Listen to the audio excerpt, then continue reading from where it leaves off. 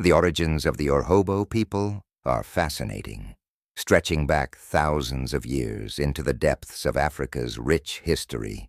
Today, they call the Niger Delta region of Nigeria home. But the question is, how did they get here? What forces shaped their migration and identity? Let's take a journey back in time to trace the story of the Urhobo people, their ancestry, and the reasons behind their migration. Many historians believe the Urhobo people were part of a larger group of Kwa-speaking people who migrated from the northeastern regions of Africa, what we now know as Sudan and Ethiopia. Imagine being in their shoes, living in harsh conditions with dwindling resources. They were forced to move in search of better opportunities, more fertile land, reliable water, and safety. Oral tradition holds that the Urhobo people originally came from a place called Uhoro, or Ekaor-Hor, known as the land of safety. This mythical homeland was left behind as they embarked on their journey southward, eventually settling in the western Niger Delta region, known today for its vast network of rivers, swamps, and lush forests. Now let's think about this for a moment. It wasn't just a random migration. The Urhobo people were on a mission, driven by the need for survival, a better land for farming, a more sustainable environment for their families, and the pressure of competing tribes. They pushed further south. As the Urhobo reached the Niger Delta, they found what they had been searching for, a land rich in resources, perfect for farming and fishing, with access to trade routes along the rivers. They settled here, but they didn't just adapt. They thrived. The Urhobo people quickly became experts in agriculture, especially palm oil production, which played a major role in their economy. Rivers were their highways, connecting them to other groups and opening opportunities for trade and growth. Imagine a time when rivers were like modern-day highways, bustling with boats carrying goods for trade. The Urhobo made great use of these waterways to exchange goods with neighboring ethnic groups like the Itsekiri, Ijao, Delta Ibo, Ekwuale, Agbor, and Edo.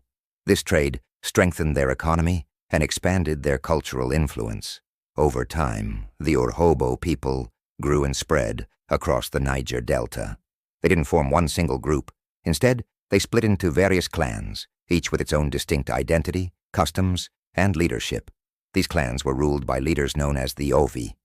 The Ovi wasn't just a king, but also a spiritual figure, guiding the people through challenging times, maintaining peace, and ensuring that traditions were upheld. Think of the Ovi for each clan and Kingdown and Okarho for each village as the wise elder in a community and town, the one everyone turns to for guidance. The Urhobo kingdoms were not large empires, but they were deeply connected through shared ancestry and culture, forming a network of small, tightly knit communities. Despite the many clans and kingdoms, the Urhobo people maintained a strong sense of unity through their shared language and traditions. Even today, the Urhobo have a saying that reflects this bond. Urhobo ovuovo, meaning we are one people, one family. But it wasn't just the internal dynamics that shaped the Urhobo. They lived alongside several other ethnic groups, like the Itsekiri, Ijao, and Edo. Through trade and interaction, they absorbed influences from their neighbors. However, rather than losing their identity, they blended these external elements with their own, creating a unique cultural mix.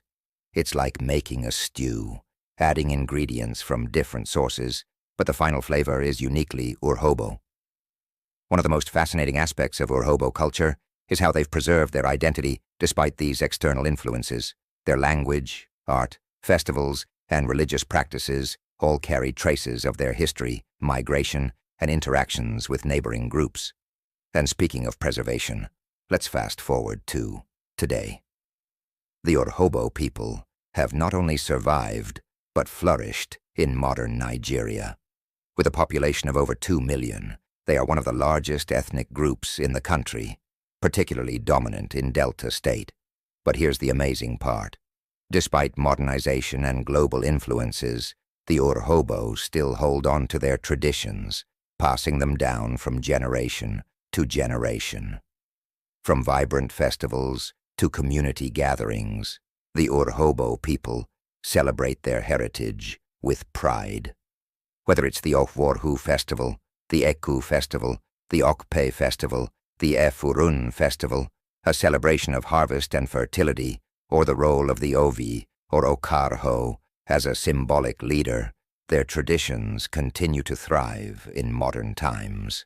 It's a powerful reminder that no matter how much the world around us changes, our roots remain an essential part of who we are. The Urhobo people have shown incredible resilience, adapting to new environments, embracing change, but never forgetting where they came from. In conclusion, the story of the Urhobo people is one of migration, adaptation, and growth.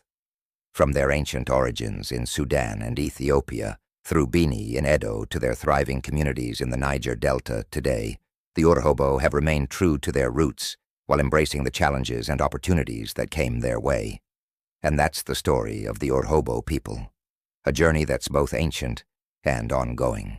If you enjoyed this exploration of history and culture, don't forget to hit that like button, subscribe, and click the notification bell for more fascinating stories from Africa's past. Thanks for watching, and I'll see you next time on Rapid Trend News.